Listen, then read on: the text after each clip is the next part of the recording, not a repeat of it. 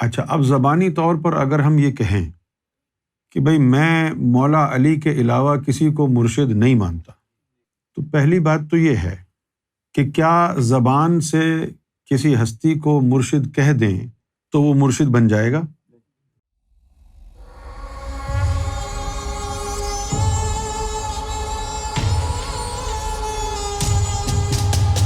تو ہماری محبت میں ہم خود ہی کچھ اصول بنا لیتے ہیں، بھلے ہی ان کا حقیقت سے تعلق نہ ہو، اور خاص طور پر اس وقت کہ جب آپ کو نہ قرآن کی تعلیم کا پتہ ہو، نہ ہی اصول دین پتہ ہو، نہ ہی ان ہستیوں کی تعلیم پتہ ہو جن کا آپ نام لے رہے ہیں۔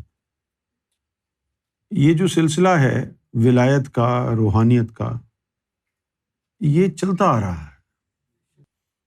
محمد رسول اللہ نے فرمایا من کنت مولاہ فعلی مولاہ، کہ جس کا میں مولا ہوں علی بھی اس کا مولا ہے۔ تو اصل مرشد تو محمد رسول اللہ ہو گئے نا۔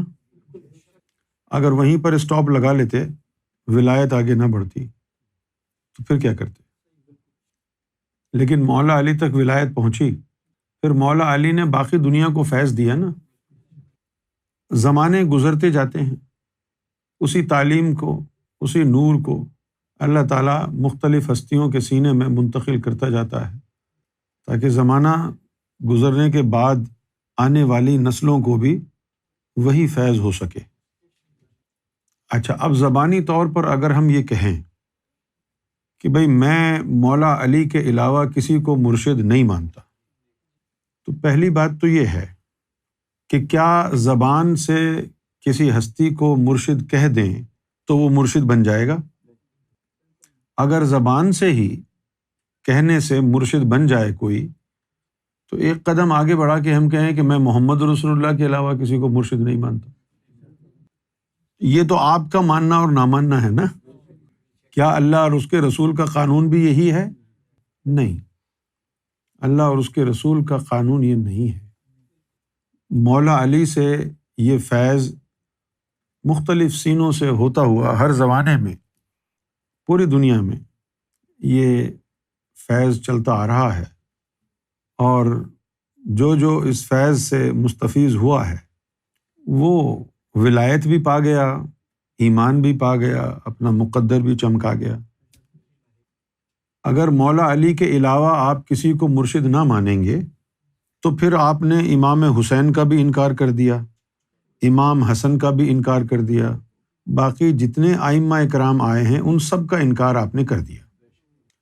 تو یہ تو کسی طور قابل قبول نہیں ہوگی نا بات۔ مرشد بننے کے لیے فیض کا حاصل کرنا اور بیعت کا ہونا ضروری ہے۔ میرے بھائی، جب آپ کی رسائی نہیں ہوگی مولا علی تک تو آپ کیسے بیعت کریں گے اور فیض کیسے حاصل کریں گے؟ اسی طرح بہت سے لوگ کہتے ہیں کہ لال شہباز قلندر ہمارے مرشد ہیں، ہم کسی کو نہیں مانتے۔ یہ جو دوسرا جملہ ہے کہ ہم کسی کو نہیں مانتے، یہ کفر نہیں ہے، کیونکہ اسلام نے تو ہمیں تمام انبیاء کو ماننے کا کہا ہے۔ آپ اپنی جہالت میں ایک بات کہہ کے کہیں کہ بس ہم اس کو مانتے ہیں اور کسی کو نہیں مانتے، تو آپ تو دائرہ اسلام سے ہی خارج ہو جائیں گے۔ ایسی باتیں نہ کہیں، ان باتوں میں کوئی حقیقت نہیں ہے، یہ آپ کے وہم کا، ذہن کا غبار ہے۔ ایک سلسلہ ولایت نکلا مولا علی کے سینہ مبارک سے، اور اس نے پوری دنیا کو اپنی لپیٹ میں لے لی۔ کتنے سلاسل باطنیہ بنے، کتنے روحانی سلسلے قائم ہوئے، ہزاروں لاکھوں لوگ مولا علی کے سینے سے فیض پا کر ولایت تک پہنچے۔ اب مشورہ یہ ہے آپ کے لیے کہ اگر آپ یہ سمجھتے ہیں کہ مولا علی کے علاوہ کسی کو مرشد نہیں بنانا، تو اس کے لیے آپ سب سے پہلے تو مولا علی تک رسائی حاصل کر لیں، کہ ان کی ذات تک رسائی حاصل ہو جائے۔ جب ان کی ذات تک رسائی حاصل ہوگی تبھی آپ کو ان کا فیض ہوگا نا۔ اب لا محالہ مولا علی کی ذات تک رسائی کے لیے پھر آپ کو کوئی نہ کوئی مرشد ڈھونڈنا ہے کہ وہ آپ کا سینہ پاک صاف کرے، نفس کو پاک کرے، قلب کو بیدار کرے، اور جب یہ نفس اور قلب آپ کے پاک طاہر ہو جائیں تو پھر وہ اپنی نظروں سے آپ کو مولا علی کے دربار تک پہنچا دے۔ اس کے بعد پھر مولا علی اگر آپ کو بیعت فرمائیں گے تو پھر آپ مرید اور مولا علی مرشد ہوں گے۔ بغیر بیعت کے، بغیر فیض کے، زبانی طور پر آپ کہہ دیں کہ مولا علی میرے مرشد ہیں، اس بات میں دم نہیں ہے۔ اس کا ایک طریقہ کار ہے۔ اگر مولا علی کسی کے مرشد ہو جائیں تو پھر اس کو کیا ضرورت ہے کسی چیز کی؟ اب دیکھیں، آپ کے جو جملہ ہے اس میں ہے کہ میرے مرشد صرف مولا علی ہیں۔ آپ مجھے بتائیں کہ مولا علی کیسے دکھیں گے مجھے؟ اب اگر کسی کا مرشد مولا علی ہو تو مولا علی کے علاوہ کسی اور کا محتاج ہوگا وہ بندہ؟ نہیں ہوگا نا۔ ایک تو ہماری محبت ہوتی ہے نا، اس محبت میں ہم بہت ساری باتیں کہتے ہیں کہ جی ہمارے لیے تو یہ ہے، ہمارے لیے تو وہ ہے، لیکن اس کے ساتھ ساتھ اللہ کا فرمان، رسول اللہ کا فرمان، قرآن و حدیث بھی تو ہے۔ دین تو انہی کے اصولوں کے مطابق چلے گا نا، جنہوں نے دین بھیجا ہے، جنہوں نے دین بنایا ہے۔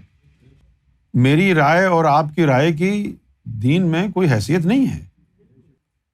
دین اللہ اور اس کے رسول کے اصولوں پر چلتا ہے۔